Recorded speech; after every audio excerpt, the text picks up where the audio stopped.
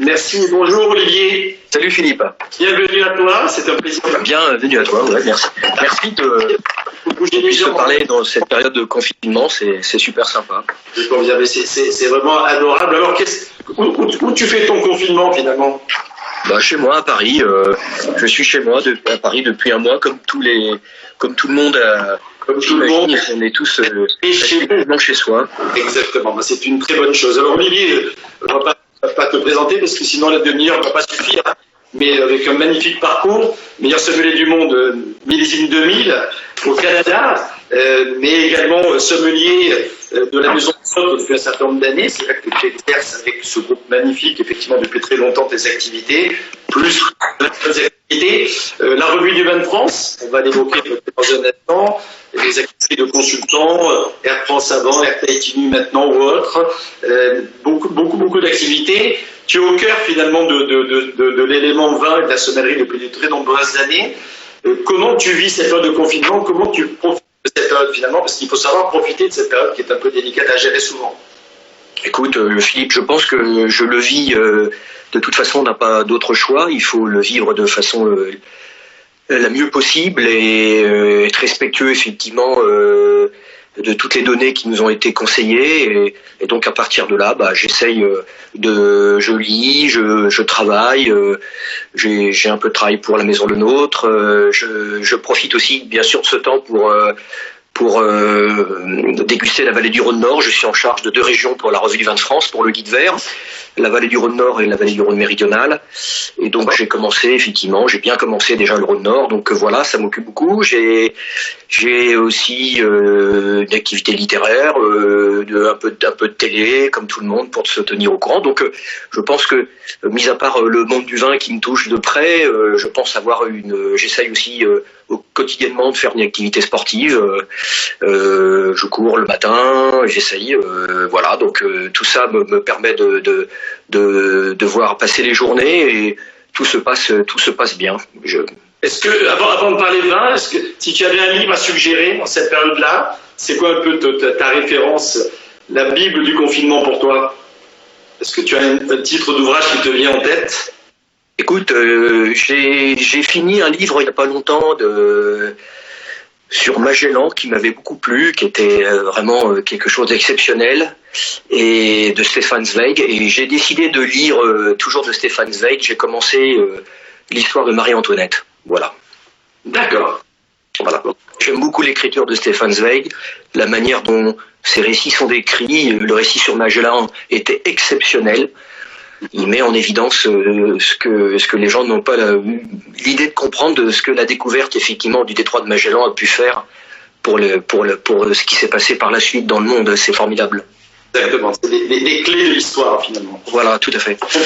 C'est formidable d'avoir cette référence historique parce que finalement on s'aperçoit que dans les moments qu'on vit, finalement le seul repère important, ou l'un des repères en tout cas importants, c'est justement l'histoire. C'est ce qu'on a vu. Comment ça sorties par rapport à certaines situations qui permettent aujourd'hui de donner des perspectives à cette sortie de crise vers laquelle on tend. En tout cas, on peut tous le souhaiter les uns et les autres. Concernant la partie vin, donc toi tu es arrivé à la sommellerie comment? C'est quoi l'élément déclencheur qui t'a mené vers le vin, la gastronomie, la sommellerie? En fait, à la base, c'est né d'une histoire totalement incroyable. J'avais la chance d'avoir un ami qui était un ami proche à moi, qui une année avant moi est parti faire un apprentissage de cuisinier. Et tu vois, c'était aussi des rêves de gamin de se dire on a la possibilité de se retrouver peut-être dans un métier. On ouvrira peut-être un restaurant. Toi, tu seras en cuisine et moi, je serai en salle. Puis au départ, je voulais faire une carrière militaire. J'avais un amour profond pour la marine nationale. Je voulais faire une carrière dans la marine nationale. Et puis, je me suis présenté à l'école des Mousses. Et puis, en fait, j'ai été accepté à l'école des apprentis mécaniciens de la flotte à Saint-Mandrier. Puis, étant toujours un petit peu, j'aime bien être propre sur moi. J'ai passé l'école hôtelière et puis mon père me dit, écoute, c'est soit les mains dans le cambouis ou soit le nœud papillon à l'école hôtelière, et j'ai choisi l'école hôtelière. Voilà. Le papillon. Tu as commencé tu es né dans le Var, finalement, dans le Chaudron, quasiment, parce que... Non, je suis parisien de naissance. Je suis parisien de naissance, mais effectivement... le cœur. Tu parles de football, effectivement, mon cœur est stéphanois depuis tout temps, et bon, ça remonte aussi. Le fait est que ma famille... l'épopée des Verts était quelque chose que j'ai vécu en famille. C'est sûr. Les matchs avec mon père, mon grand-père, et de savoir que mon fils qui a 15 ans porte le maillot vert aussi, ça fait plaisir. Ça, c'est absolument génial. Alors, côté vin, tu disais que tu dégustais en ce moment les vins pour le guide vert de la revue du vin de France, qui devrait sortir normalement, en général, c'est quoi? C'est l'automne? Oui, c'est ça. Bon, cette année, vu le confinage et effectivement les difficultés qu'on a, la possibilité de se déplacer dans le vignoble, je pense que je ne veux pas parler avant Denis Savot, le rédacteur en chef, mais je pense qu'effectivement il y aura peut-être une sortie de guide qui sera légèrement retardée par rapport à la sortie officielle d'habitude qui est au mois d'août. De toute évidence, je pense que l'ensemble des dégustateurs présents pour le guide vert n'ont pas tous la possibilité de goûter en ce moment, donc on se dirige certainement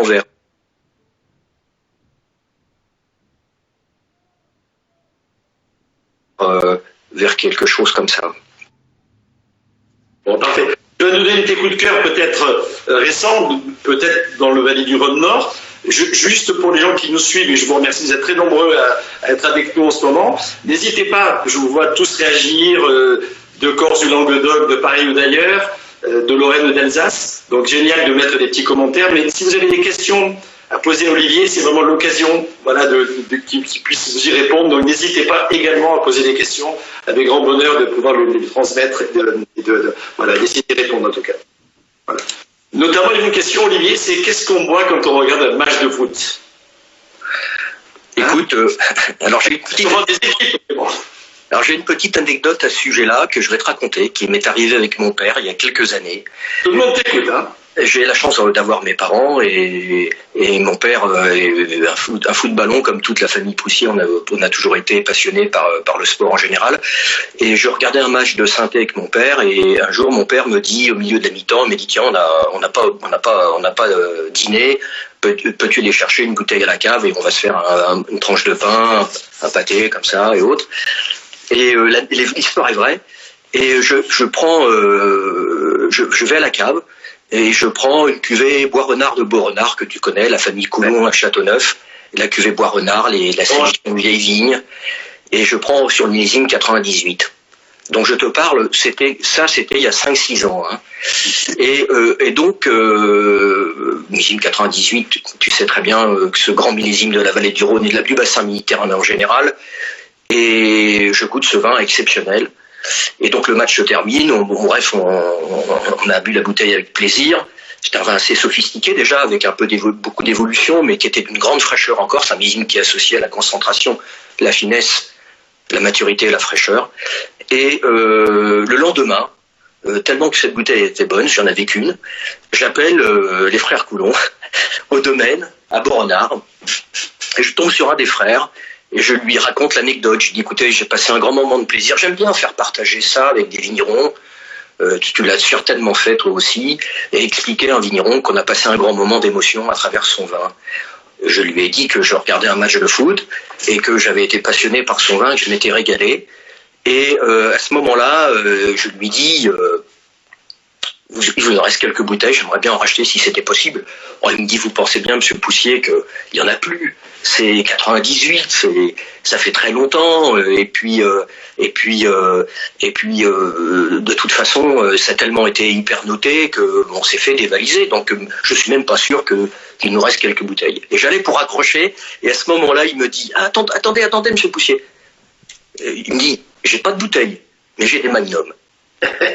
Et là, c'était exceptionnel parce que donc j'ai pu me racheter une paire de Magnum, ce qui pour mon plus grand bonheur. Et voilà une anecdote. Alors, un match pour regarder, ça peut être tout un tas de vins. Bon, généralement, on essaye de. Là, j'ai pris un vin déjà assez sophistiqué, d'une grande appellation et d'un grand millésime, mais ça peut être quelque chose qui peut être un vin de plaisir immédiat, de soif, un vin assez jovial, bien sûr aussi. Bon, ben génial. Merci beaucoup de cette réponse. Quelques petites questions avant qu'on vienne à tes coups de cœur récents, mais peut-être que certaines peuvent se regrouper. D'abord, quel est ton cépage corse préféré? Tu vois qu'il y a des gens qui savent que tu aimes bien cette partie de la France. Oui, j'aime la diversité variétale corse. Je me suis occupé de la Corse pour la RVF pendant 6 ans et j'ai pris connaissance de toute cette qualité en pélographie, toute cette diversité variétale qui est au service de la Corse aujourd'hui, qui leur sert beaucoup d'ailleurs. Mais j'ai effectivement un cépage de prédilection, c'est le Chacarel, bien sûr. Ah d'accord, donc plutôt les vins du terroir d'Ajaccio. Le Chacarel pour sa finesse, pour cette capacité à nous donner des vins à la fois d'avoir une puissance diffuse, des tanins distingués, élégants. J'aime beaucoup le Chacarel, oui. Avec le Nieluccio est intéressant, le Vermentino dans les blancs. Bien sûr, oui. Mais tout un autre cépage aussi, la diversité variétale corse, c'est le goût du jour, du Minustelou, du Carcagiol Nero, qui est un grand cépage également, des cépages blancs, des Jiménez, des Raymond, des Genovese, tout ça, c'est vraiment très intéressant ce qui se passe, le Bianco Gentile et autres. Olivier, pour nos amis qui nous écoutent, qu'est-ce qu'on peut boire en ce moment avec les asperges, par exemple? Alors, il y avait même une précision avec les asperges à la flamande. Hein? Alors, les asperges à la flamande, c'est les asperges avec le blanc d'œuf, le jaune d'œuf émincé. Bon, une chose qui est très intéressante sur les asperges, qu'elles soient les blanches, qu'elles soient les bout violets, l'asperge, il y a ce côté métallique et ferreux et ce côté ligneux de l'asperge et végétal qui est présent. De force constater que les accords sur les asperges ne sont pas forcément rédhibitoires, mais on doit aller sur des vins incisifs et pointus. La capacité d'aller chercher cette dimension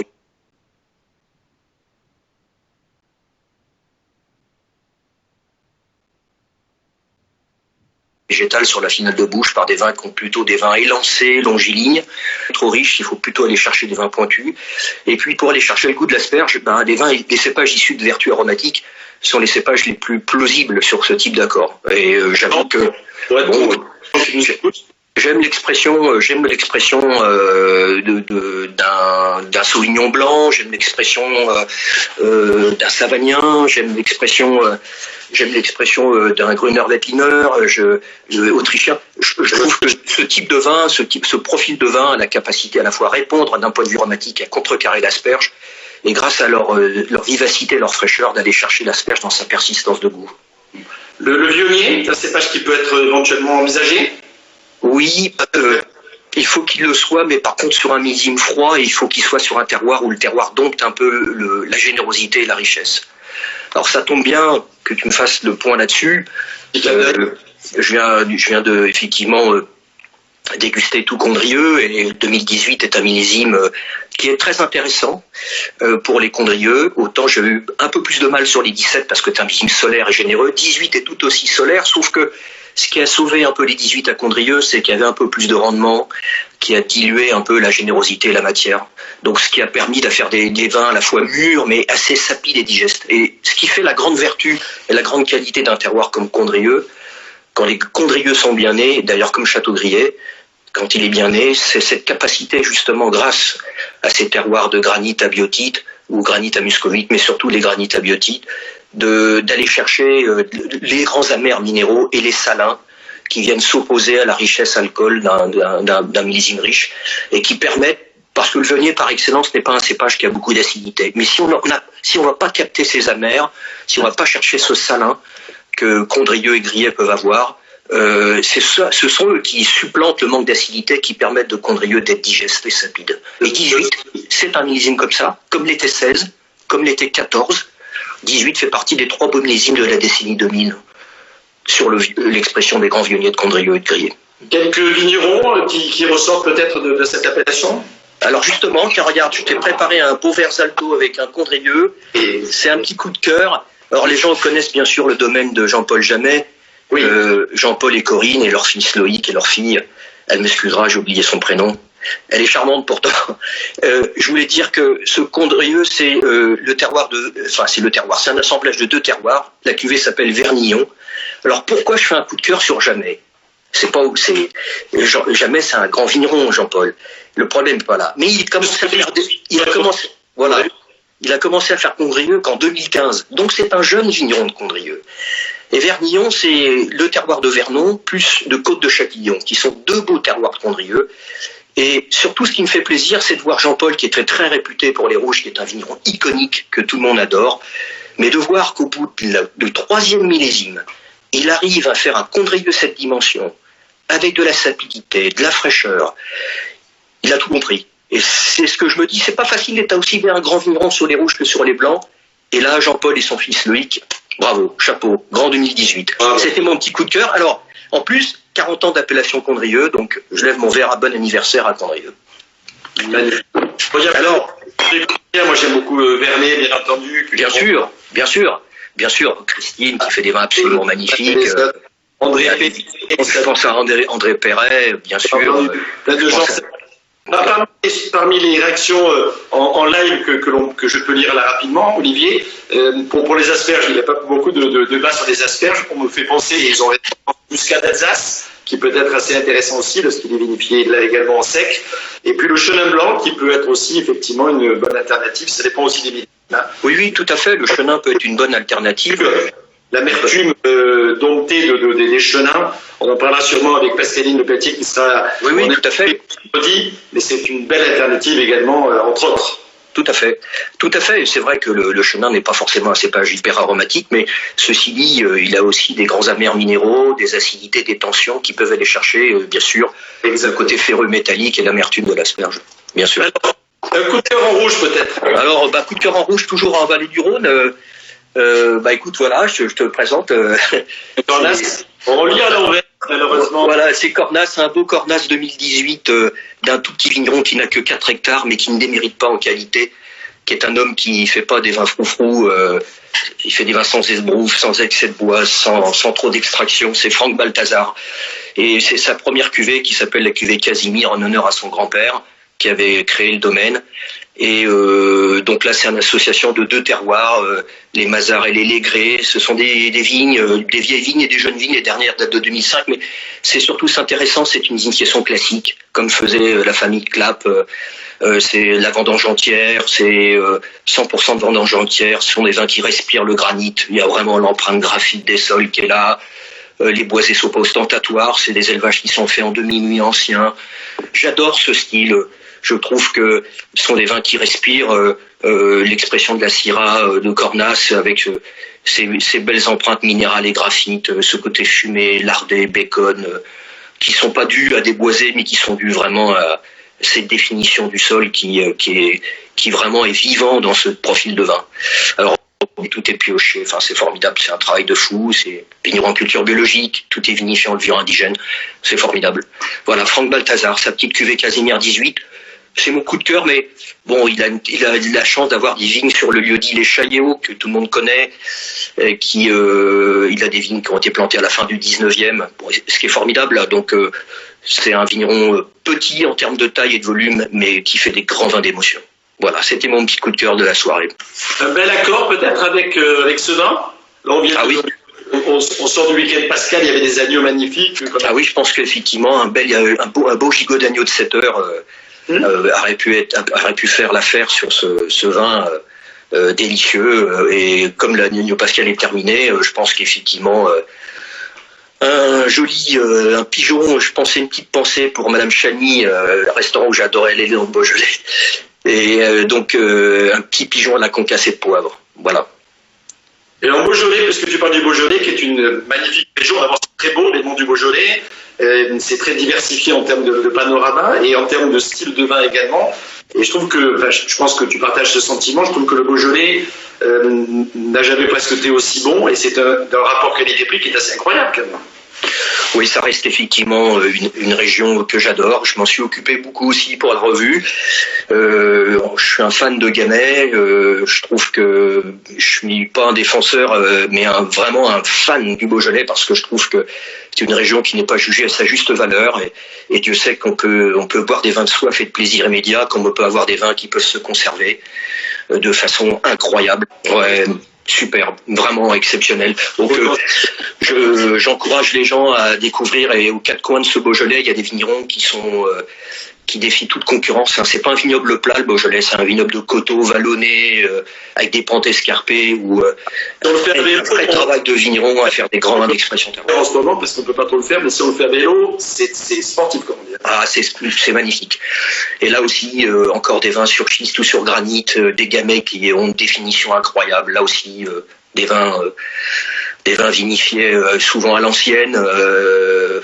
Et je trouve que la notoriété du Beaujolais devrait être bien plus connue de la part des consommateurs et des amoureux du vin. Le gamay est un cépage qui revient un petit peu tendance. C'est vrai que l'évolution climatologique permet également d'avoir des gamets avec un peu plus de maturité et quelque part peut-être plus d'intérêt.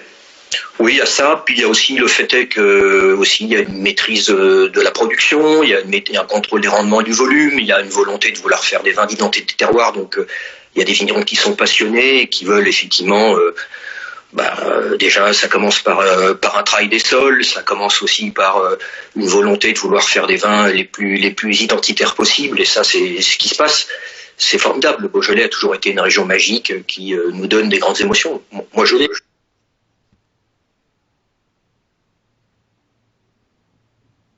j'adore. Les gamets, d'ailleurs, sont intéressants.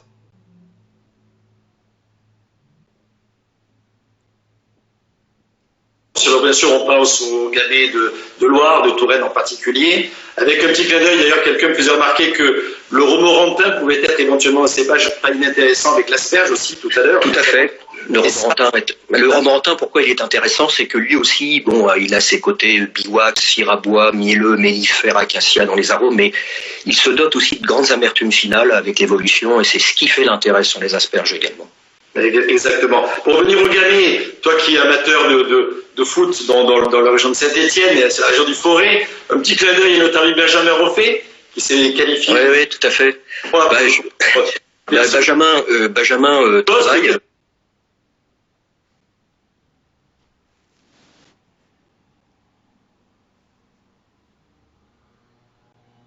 T'écoutes là, mais en tout cas, il bosse. Benjamin travaille, révise quand des... Est-ce qu'on dit forêt ou on dit forêt, hein? Est-ce qu'on prononce le Z? Oui, c'est vrai. Bon, moi je dis Forez, mais effectivement... En tout cas, il y a des choses qui sont formidables, et c'est vrai que même par du Forez ou des gamets des côtes rouennaises, mais c'est des variétés de gamets Saint-Romain, c'est des gamets légèrement plus poivrés, mais qui font des belles choses également. Voilà, Philippe. Benjamin, justement, une fois que le confinement sera terminé, j'espère qu'on pourra se retrouver tous ensemble autour d'une, pourquoi pas au bistrot, hein, autour d'une belle bouteille. Oui, on espère le plus rapidement possible. On a compris hier en écoutant le président de la République que le 11 mai, ça devrait commencer un petit peu à s'organiser dans l'activité française, mais que nous, la restauration, et on pense beaucoup à tous nos confrères, métiers liés au tourisme, au spectacle, etc., pour lequel c'est effectivement très difficile, et on est, à mon avis, bloqués, nous, pour encore un peu plus longtemps que le reste de la population. Oui, je sais.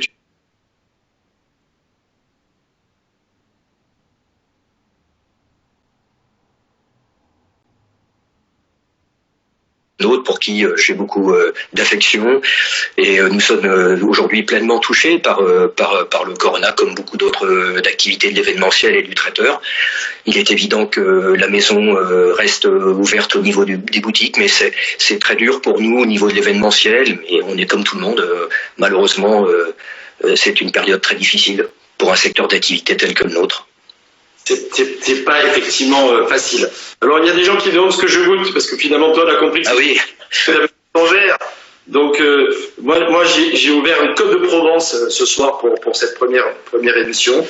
C'est le château de Peyrassol dans une usine 2004. Ah oui. Finalement je me suis astreint à aller faire un tour dans la cave, c'est important, et j'ai découvert des millésimes un peu oubliés, et je trouve que c'est super sympa finalement pour nous de goûter ces vins de millésimes qui sont des fois pas d'une réputation extraordinaire.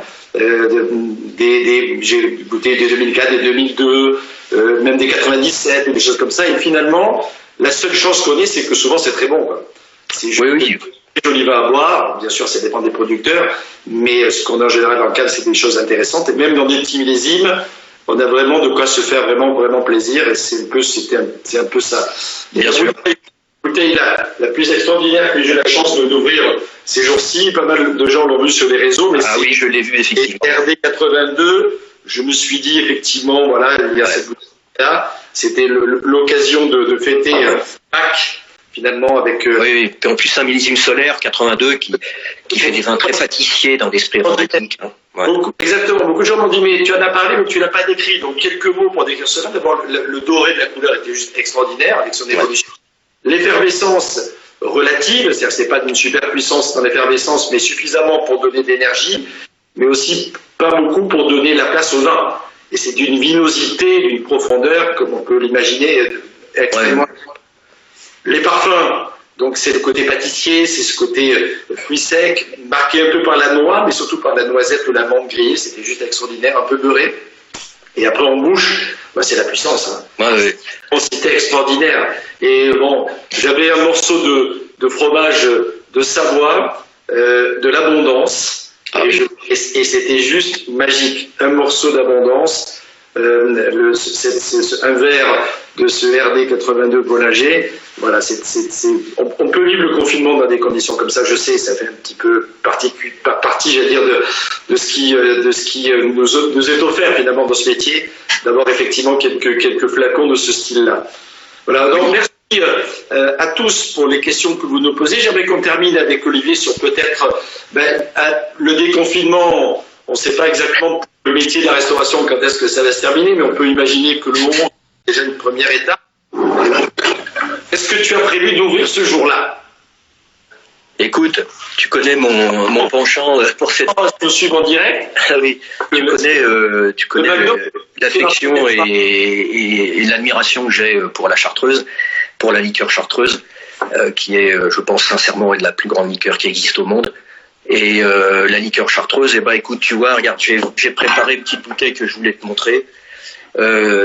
C'est une VEP 1964. Ah oui, millésime. Voilà. Alors, c'était le deuxième millésime de la VEP, parce qu'elle a été créée en 1963, ça c'est une Voiron 64. Alors la seule différence qu'il y a entre la 63 et la 64, c'est que en 63, le millésime est indiqué, c'était la date de la mise en bouteille. En 64, c'était la date de mise en vieillissement. Ça, c'est toute la subtilité, la capacité de la lecture des étiquettes des moines de la chartreuse, avec certains millésimes où, à cette époque-là, où on jouait, certains indiquaient la date de vieillissement et l'autre date de la mise en bouteille. Et puis, ce qui est formidable, c'est que cette VEP 64, je l'ai ouverte, je la bois avec parcimonie, je la partage avec des amis. Écoute, il m'en reste un tout petit peu, donc le jour du confinement, je crois que je lèverai mon verre déjà. Et j'ai une grande pensée pour tous les gens qui ont souffert aussi dans cette période compliquée, tous les gens qui ont eu la perte de proches et de tristesse que cette crise de coronavirus a pu amener. Voilà. Merci Olivier de ce petit témoignage. Un grand merci à toi de ta présence. On arrive au terme de ce premier live. J'espère que vous avez apprécié, que vous avez partagé ensemble ce moment aussi en famille, même si vous êtes confinés les uns les autres. Je vous donne rendez-vous, Olivier, j'espère que tu seras là avec nous également pour nous suivre, mais jeudi avec Bruno Verjus, grand chef de cuisine, amateur de vin et de gastronomie, comme bien entendu, chroniqueur également, auteur à 16h, et qui a un restaurant dans le 12e à Paris qui s'appelle Table, et qui travaille beaucoup sur l'éco-responsabilité. Et puis vendredi soir, nous aurons le plaisir d'avoir en direct de Harlem West, un des quartiers de Manhattan à New York, Pascaline Lepelletier, qui viendra aussi témoigner d'un confinement et d'une situation à New York qui n'est pas si simple que ça, on peut s'en douter. Elle nous expliquera ça avec sa passion, la passion qui la caractérise, et aussi ses coups de cœur et ses envies dans cette période de ses réflexions de fond un peu sur cette période de confinement. Merci Olivier. Merci à toi Philippe, c'était avec grand plaisir de nous avoir suivis. On n'a pas pu répondre à toutes vos questions, mais on va essayer de distiller toutes vos interventions aux uns aux autres. Bonne soirée à tous. Restez chez vous. Hein. Voilà, restez chez vous, soyez prudents. Exactement. Merci à tous les soignants également, mais également à tout le personnel. Je vais lever mon verre à eux. Tout le personnel qui sert les repas dans les hôpitaux, dans les EHPAD, etc., et qui sont souvent en première ligne.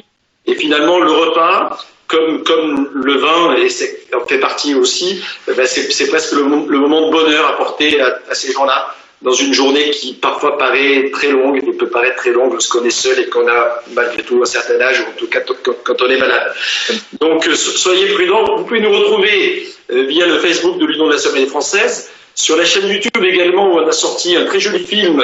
Je voudrais remercier toute l'équipe qui a travaillé là-dessus, Florent Martin notamment, et les jeunes de l'association qui ont œuvré pour que ce film existe. Donc n'hésitez pas, le hashtag Sommellerie française, allez voir sur la chaîne YouTube. Le hashtag également Déguster confiné, qui est le hashtag de notre petite intervention, qui a été créé effectivement avec l'Union de la Sommelier française et également Vin et Société qui ont été à l'initiative de cette belle idée. Donc je veux remercier toutes les équipes de Vin et Société également. Vous dire que voilà, c'est pas parce qu'on est confiné qu'il faut absolument déprimer. Au contraire, je pense que de rêver, de se cultiver, de s'échapper l'esprit, de déguster ensemble, de pouvoir voilà, échanger, garder le lien, c'est quelque chose qui est vraiment très important également. Donc soyez raisonnables, goûtez avec modération bien entendu, ça va de soi, même dans cette période-là, c'est important, mais surtout profitez de la vie avec le plus de passion possible et partagez-la avec tous les gens que vous aimez. Très bonne soirée à tous, merci beaucoup Olivier. Tiens Philippe. Un peu virtuellement, mais voilà, avec sincérité. Santé à vous tous, les hommes et les hommes. Protégez-vous. Et à jeudi, même heure.